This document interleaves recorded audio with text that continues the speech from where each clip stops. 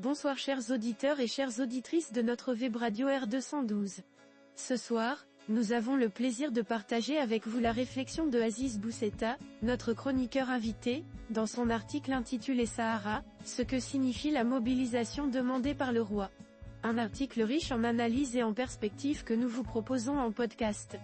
Bonne écoute à vous. Aziz Bousseta commence son article en soulignant l'importance du dernier discours du roi du Maroc, de la manière suivante. Que le roi du Maroc consacre son dernier discours, prononcé devant le Parlement réuni en congrès, à la question du Sahara est un signal fort.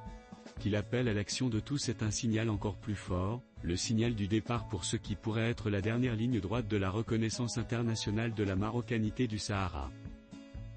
Notre journaliste poursuit en précisant que le mois d'octobre a été marqué par plusieurs événements.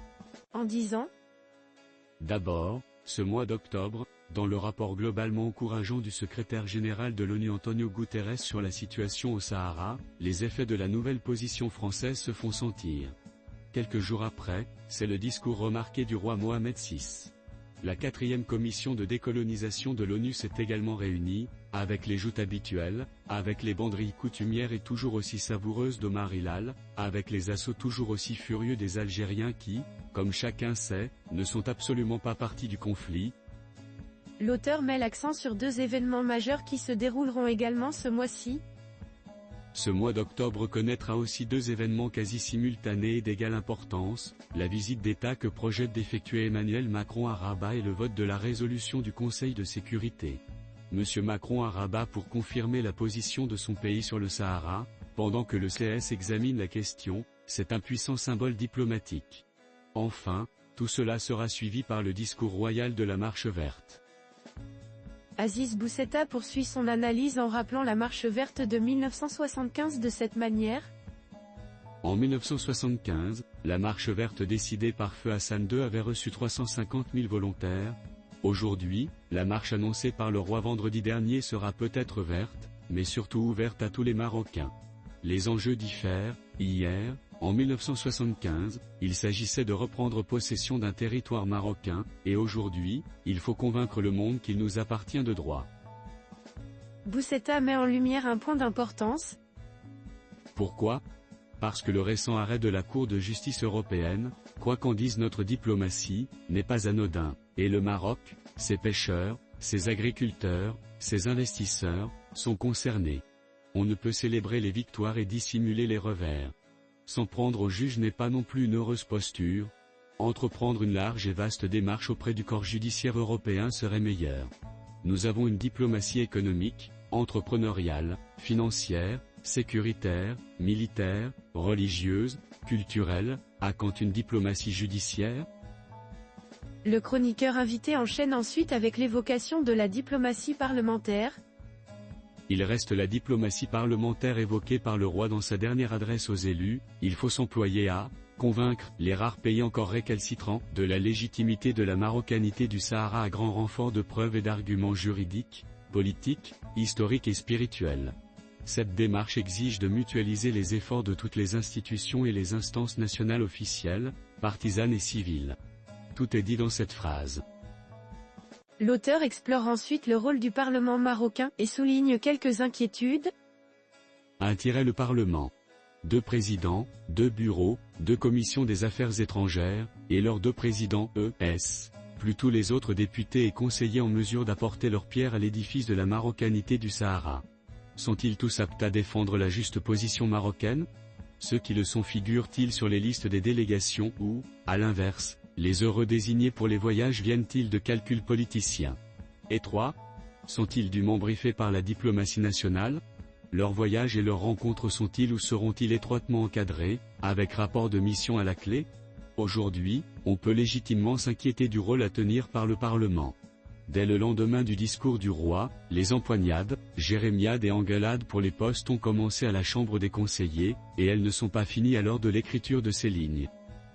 Quant à la Chambre des représentants, elle vient de créer une cellule de quelque chose, se rapportant à la question. En abordant le rôle du ministère des Affaires étrangères, Bousseta reconnaît les succès indéniables de Nasser Bourita. Le ministère des Affaires étrangères. Nasser Bourita a incontestablement fait le job. Ministre depuis bientôt 9 ans, c'est sous son mandat que l'affaire du Sahara a connu ses meilleurs succès et ses grandes avancées. Reconnaissance américaine et française, avancées espagnoles et allemandes, décision 693 de l'Union africaine, stratégie des consulats, diplomatie offensive, voire agressive. La diplomatie est certes le domaine réservé des chefs d'État, mais elle requiert le terrain, le quotidien, la connaissance des dossiers, le déploiement d'un corps diplomatique offensif et décomplexé, mais le parfait n'existant pas, M. Bourita est fortement critiqué pour son étroite emprise sur son ministère, pour son caractère non partageur, pour la furtivité des ambassadeurs et des diplomates en général. Sa parole est rare dans les médias, et pour ainsi dire inexistante dans les médias marocains, aussi bien en on qu'en off. On ne le voit jamais venir à la télévision, parler à la radio, accepter l'échange. Ses interventions au Parlement sont également rares, ses réponses aux questions des parlementaires, quand elles sont posées et quand elles sont pertinentes, sont évasives et quelque peu condescendantes. Bousseta conclut son article en insistant sur l'importance de l'appel du roi à une mobilisation générale en ces termes. Aujourd'hui, le roi Mohamed VI a solennellement lancé un appel à l'action, à l'estocade pourrait-on même dire. La mobilisation doit être générale, impliquant les instances nationales, les forces vives et l'ensemble des Marocains. Français et Espagnols ont compris le sens et la puissance de cette mobilisation, quand leur relation avec le Maroc était dans le gris clair. Il importe aujourd'hui de pousser l'avantage en direction des pays hésitants et de se dresser face aux deux irréductibles ennemis du royaume et aux autres, plus réductibles. Enfin, l'auteur termine sur une note d'espoir en disant : en un mot commençant, pour aller encore plus en avant, il faut une ouverture de notre diplomatie sur les forces vives du pays, il faut du partage d'informations, dans la limite de ce qui peut être dit et révélé, il faut une meilleure implication des universités et des médias, il faut mettre en place une cellule Sahara marocain alimentée par les anciens, les chercheurs, les auteurs de livres sur le sujet. Il est également important et même fondamental de cesser de parler du Sahel pour parler au Sahel, avec le Sahel. Dans quelques semaines, le Maroc entamera la 50e année de la Marche verte. Le Maroc d'aujourd'hui n'est plus celui d'hier, aux Marocains de continuer de le prouver, rois, institutions et sociétés, et de réaliser concernant le Sahara un pas définitif en 2025. Rédigé par Aziz Bousseta. Chers auditeurs et auditrices, merci d'avoir été à l'écoute de ce podcast. Nous espérons que cet article vous a éclairé sur les enjeux actuels de la question du Sahara. Restez connectés pour de nouveaux podcasts sur R212. À très bientôt. Avec toute notre gratitude, l'équipe de R212.